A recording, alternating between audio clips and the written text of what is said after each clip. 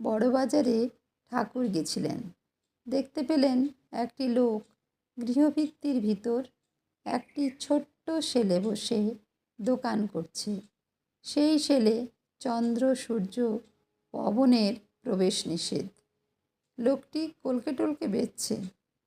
আমাদের কিন্তু সেদিকে তত নজর ছিল না।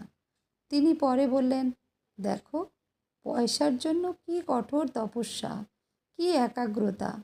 এইটাই ফিরিয়ে দেওয়া ঈশ্বরের দিকে। এই দৃষ্টি কার আছে, কে দেখে এই ভাব নিয়ে? তিনি তো এসেছেনই এই জন্য, জীবের কল্যাণের জন্য।